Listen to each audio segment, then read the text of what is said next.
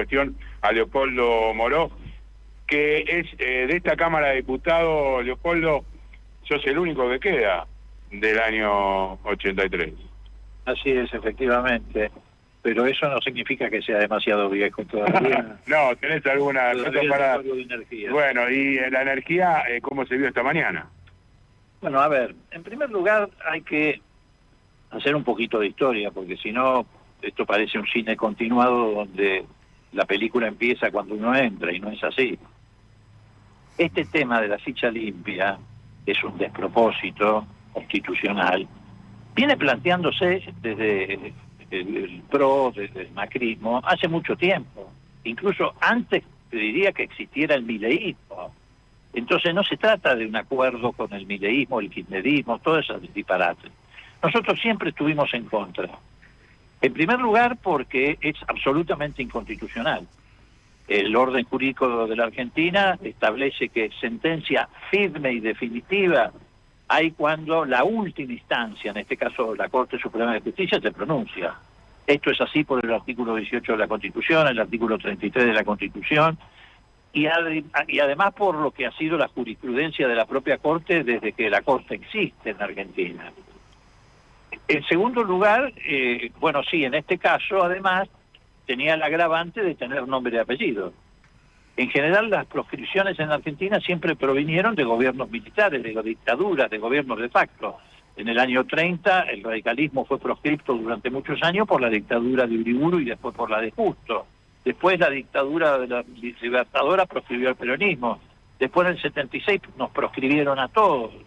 Y bueno, digo, sería insólito que el Parlamento vote una ley proscribiendo.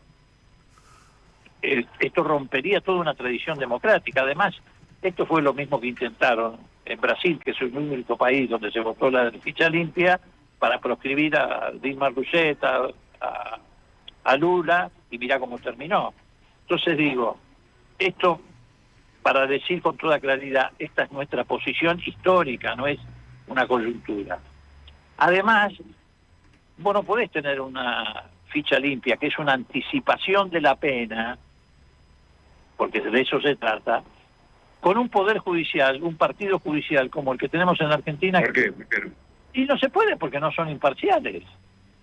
No digo independientes, no son imparciales. Vos fíjate lo que ha pasado, por ejemplo, en los últimos días, cuando Macri, que es el verdadero jefe de esa mafia, atropelló con esto otra vez. Los meten preso a Uribarri, el ex gobernador de Entre Ríos, la Cámara de Casación, diciendo que lo mete preso sin esperar la sentencia de la Corte porque hay riesgo de fuga. Y en la sentencia dicen que el riesgo de fuga es porque se puede ir en bote desde Entre Ríos a Uruguay. Y ese mismo día volvía Pepín Rodríguez Simón, el amigo de Macri, que estuvo 3 años prófugo, y lo recibían con un almuerzo Rosenkrantz, el vicepresidente de la Corte, y el exministro Garabano en el restaurante del Jockey Club. Bueno, vos vas a poner en manos de esos jueces el destino no solo de Cristina Kirchner, sino de todo el sistema político, porque la ley de ficha limpia, que termina siendo la posibilidad de que Comodoro Pi decida quién tiene ficha limpia o quién tiene ficha sucia, te pone en manos de jueces arbitrarios la posibilidad de proscribir o no proscribir. Entonces siempre nosotros estuvimos en contra. Y bueno, finalmente privó ese criterio y hoy no hubo quórum. La democracia no puede funcionar con proscripciones. Este gobierno, ¿vos considerás que le interesa que efectivamente el Congreso siga funcionando, que no haya, digamos, que haya una continuidad, el hecho de que no quiera tratar el presupuesto, que no quiera avanzar con otro tipo de cuestiones, que funcione con el veto? El presidente ¿qué muestra en ese sentido de Casa Rosada? No, en otro sentido, efectivamente, el gobierno no se siente cómodo con el Congreso, eso es muy claro. Pero, digo, ¿por qué no se siente cómodo? Porque el Congreso, en definitiva, poco a poco fue entendiendo, cuando los que eran opositores pero no se oponían, que no se podía dejar a la sociedad desprotegida frente a las medidas de gobierno. Para eso está el Congreso, para interpretar al pueblo sus necesidades. Por eso pasamos, por ejemplo, a poder sacar una ley que luego fue vetada, pero sacamos una ley para corregir el índice de los jubilados, o sacamos una ley para mejorar el presupuesto universitario, o sacamos una ley para derogar el decreto, mejor dicho, no fue ley, derogamos el DNU donde se le daba a la CIDE 100.000 millones de pesos para gastos reservados. Sí, el Congreso viene reaccionando y esa reacción lo pone incómodo al gobierno. Sería un desatino, por ejemplo, que no pase por el Congreso el presupuesto nacional. Como es un desatino que el otro día el Congreso, con muchos de los que hoy bajaron con la ficha limpia, pero que no bajaron en la sesión anterior, le dé la patente de corso a Caputo y a Sturzenegger para renegociar nada más y nada menos que más de 100.000 millones de dólares de deuda externa. Esos son despropósitos que nosotros no vamos a acompañar ni a convalidar. ¿Cómo te imaginás lo que viene? Si pensás que efectivamente va a haber sesiones extraordinarias, el verano con un congreso cerrado y la posibilidad de que el presidente designe por decreto a los jueces de la Corte, a los jueces en los juzgados, al Procurador General de la Nación. Nada de eso debería ocurrir. El Congreso tendría que tener extraordinarias, debería discutir el presupuesto nacional como en cualquier país normal del planeta. Además toma en cuenta de que ya el año pasado hubo una prórroga del presupuesto. Sería el segundo año consecutivo. Imagínate manejarnos con las partidas del año 2023 después de todo el proceso inflacionario que se ha atravesado. Leopoldo. Y además también el Congreso... Sí, ya te escucha, ahí te escucha. Sí. Leopoldo, hola. Buen día. Pablo Di Pierri te saluda desde el estudio. ¿Cómo estás?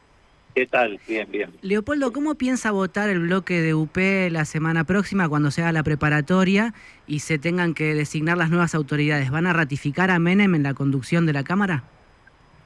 Mira, no es una cuestión que hayamos todavía decidido. Yo no hablo a título personal nunca o intento evitarlo, más allá de que por supuesto tenga mis opiniones, pero lo cierto es que es una decisión que se va a tomar la semana que viene. Porque está el rumor de que tal vez puedan desplazarlo y designar a otro, ¿verdad? No, mira, yo no me guío por rumores, yo me guío por decisiones institucionales. Okay. El bloque de Libertad Avanza tendrá su propuesta, nosotros tomaremos nuestra decisión política de manera conjunta y en la semana que viene se sabrá. Lo que nunca hacemos nosotros, porque no lo hemos permitido respecto a nuestros candidatos en el pasado a conducir la Cámara, es cuestionar nombres y apellidos propios. Nosotros respetamos las decisiones de las fuerzas políticas, como exigimos respeto a nuestras decisiones. Pero ante la vulneración tal vez del Congreso, ¿a la oposición le vendría mejor un presidente que fuera de otro partido? No, al Congreso lo que le viene bien, más allá de quién lo presida, es que funcione. Que haya sesiones ordinarias que hace mucho tiempo no las hay, que haya extraordinarias para tratar, como le decía recién a tu colega, el presupuesto nacional. Claro. Y si el presidente quiere nombrar miembros en la Corte, que haya sesiones para que nadie tenga pretexto de designarlos por decreto, que lo incluya en sesiones extraordinarias, si se debatirá en el Congreso, bueno, en este caso no en el Congreso, sino en particular en el Senado. El Congreso debe funcionar al máximo posible porque es la garantía que tiene la sociedad de no quedar desguarnecida frente a los abusos del poder. Claro. Gracias, Leopoldo. No, al contrario. Bueno, para cerrar, ¿cómo ves en este momento la situación? ¿Pensás que hay alguna posibilidad, digamos, de esta reorganización dentro del PJ? ¿Qué posibilidades le puede dar a Unión por la Patria? ¿Cómo ves el panorama político de aquí a lo que viene? Bueno, yo creo que la sociedad está pidiendo a gritos una alternativa. Me parece que hay vastos sectores de la sociedad que se han dado cuenta que el gobierno de Milei es solo disruptivo en lo político institucional, que bueno, que usa el lenguaje que usa, que califica como descalifica, pero no es disruptivo desde el punto de vista del modelo económico.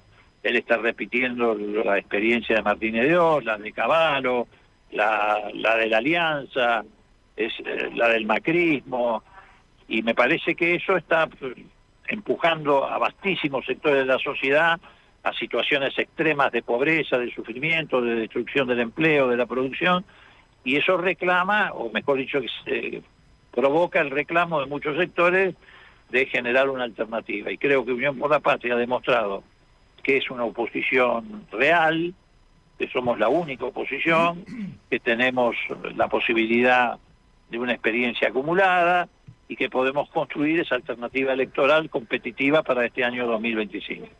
Muchísimas gracias, Leopoldo, por estos minutos para la patria. No, al contrario, gracias a ustedes, que les vaya muy bien. Gracias. Bueno, Barra, Bueno. acá en el tercer piso ya no quedan diputados de Unión por la Patria.